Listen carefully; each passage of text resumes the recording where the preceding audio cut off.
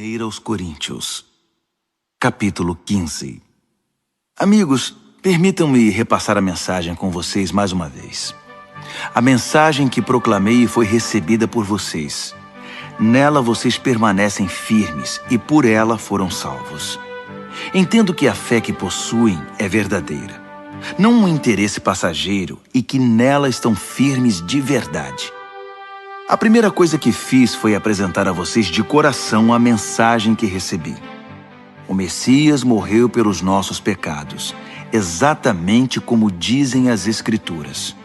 Foi sepultado e se levantou da morte no terceiro dia. Mais uma vez, exatamente como dizem as Escrituras. Falei a vocês que ele apareceu vivo a Pedro, depois aos seus seguidores mais próximos e mais tarde a mais de 500 seguidores ao mesmo tempo. Muitos deles estão por aí, ainda que alguns já tenham morrido. Depois, ele passou um tempo com Tiago e com o restante dos que chamou para falar em seu nome. E, finalmente, apareceu vivo a mim. Faz todo sentido que eu viesse por último, pois nem mereço ser incluído no grupo original, como vocês bem sabem, já que passei anos perseguindo a Igreja de Deus. Mas a mim foi concedida a graça bondosa de Deus. E a ela devo tudo que sou. Não posso permitir que sua graça seja desperdiçada. Não trabalhei mais que qualquer um dos outros, embora os resultados não tenham dependido de mim, mas sim de Deus que me deu sua graça. Então não faz diferença se vocês ouviram a mensagem de mim ou de outro. Nós falamos a verdade de Deus e vocês a receberam e creram. Agora quero fazer uma pergunta difícil, mas importante. Se vocês se tornaram cristãos crendo que Cristo está vivo, ressuscitado dos mortos, como podem alguns de vocês afirmar que não há ressurreição? Se não há ressurreição, Cristo não está vivo. Se Cristo não ressuscitou, tudo o que ensinamos a vocês está errado, e vocês investiram a vida em uma ilusão. Além disso, se não há ressurreição, somos culpados de mentir a vocês sobre Deus, e tudo o que apresentamos como testemunho de que Deus ressuscitou Cristo não passa de engano. Se os mortos não podem ressuscitar, então Cristo não ressuscitou, porque ele morreu de fato. E se Cristo não ressuscitou, vocês continuam na escuridão, mais perdidos do que nunca. Para quem morreu, é ainda pior, porque morreram esperando a ressurreição em Cristo. Se tudo que temos de Cristo serve apenas para alguns poucos anos de vida, coitados de nós. Mas a verdade é que Cristo ressuscitou, sendo o primeiro de muitos que voltarão à vida. Há aqui um paralelo importante a ser ressaltado. No princípio, a morte nos alcançou por causa de um homem. Mas agora, a ressurreição dos mortos também nos alcança por causa de outro homem. Todos morrem em Adão, e todos tornam a viver em Cristo. Mas temos de esperar nossa vez. Cristo é o primeiro. Depois, os que estarão com ele em sua vinda, a grande consumação. Nessa ocasião, depois de ter conquistado plena vitória, ele entregará o reino ao Pai. Ele não desistirá até vencer o último inimigo. E o último inimigo é a morte. Como disse o salmista, ele os venceu a todos e os pisoteou. É claro que isso não inclui o próprio Deus, porque quando tudo finalmente estiver sob o domínio de Deus, o Filho virá, ocupando o seu devido lugar. E o domínio de Deus alcançará sua plenitude, um final perfeito. Como entender que alguns de vocês se ofereceram para ser batizados em favor dos mortos? Se não existe ressurreição, para que este batismo? Não é uma contradição? E por que devo eu continuar arriscando a vida de forma tão perigosa? Encaro a morte praticamente todos os dias. Acham que eu faria isso se não estivesse convencido de que nossa ressurreição está garantida pelo Senhor ressuscitado? Acham que eu estava apenas bancando o herói quando enfrentei feras em Éfeso e por pouco não morri? É a ressurreição que motiva minhas palavras e ações, a minha vida. Se não há ressurreição, deveríamos seguir o ditado: comamos e bebamos que amanhã morreremos. Mas não se enganem. Não se deixem levar pela conversa de que não há ressurreição. Lembrem-se, as más companhias destroem os bons hábitos. Pensem bem. Busquem a santidade de vida. Não desprezem a realidade da ressurreição, pois a ignorância a respeito de Deus traz grande prejuízo. A verdade é que uma discussão prolongada como essa é inútil. Um cético pode perguntar: como pode haver ressurreição? Mostre-me. Quero ver com os olhos. Com que esse corpo da ressurreição se parece? Na verdade, essa pergunta é absurda. Isso não se vê com os olhos.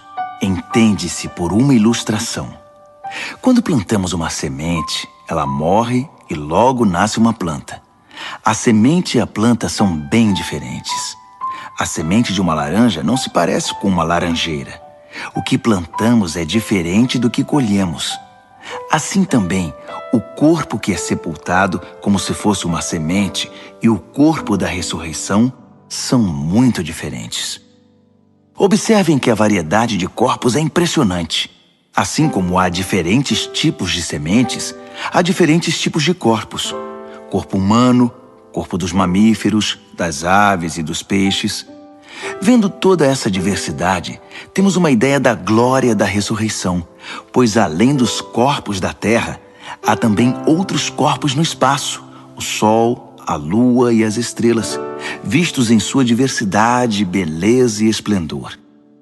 O que contemplamos agora são apenas as sementes antes da ressurreição. Imaginem como serão belas e gloriosas as plantas da ressurreição.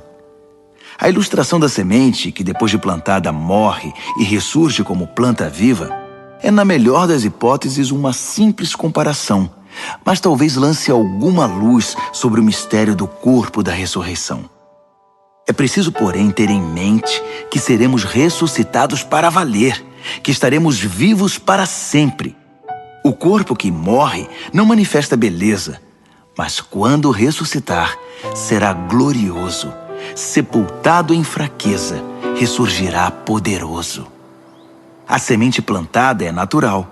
Essa semente faz nascer o que é sobrenatural. É a mesma semente, o mesmo corpo.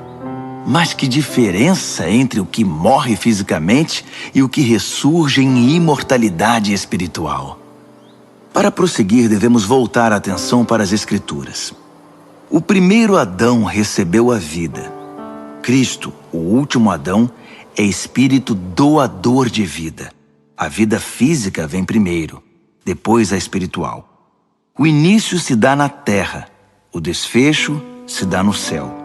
O primeiro homem veio da terra, e daí em diante os seres humanos são chamados terrenos. O segundo homem veio do céu, e por isso seremos celestiais. Assim como somos o reflexo do que está em nossa origem terrena, seremos o reflexo do nosso desfecho celestial. Amigos, eu preciso enfatizar que a vida natural terrena não nos leva ao reino de Deus. Sua própria natureza é morrer. Portanto, ela não poderia terminar naturalmente na vida do reino que dura para sempre. Mas quero compartilhar algo maravilhoso. Um mistério que talvez eu nunca entenda totalmente. Nem todos os cristãos vão morrer, mas todos serão transformados. O toque da última trombeta soará num piscar de olhos e o fim chegará. Ao sinal da trombeta celeste, os mortos se levantarão para nunca mais morrer, pois a morte perderá seu poder. Do mesmo modo, todos nós seremos transformados. Na ressurreição será assim. O que é perecível será substituído pelo que é imperecível. O mortal substituído pelo imortal. Então fará sentido o ditado: finalmente foi a morte derrotada pela vida. Ó morte, não está agora vencida? Ó morte, quem temerá a que era temida? Foi o pecado que tornou a morte tão terrível. E foi o código legal da culpa que conferiu ao pecado sua influência destruidora.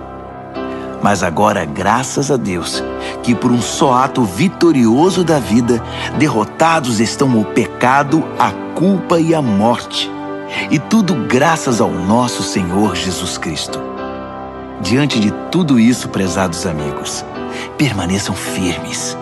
Força! Nada de desânimo. Dediquem-se inteiramente ao trabalho do Senhor, pois nada do que fazem para Ele jamais será perda de tempo.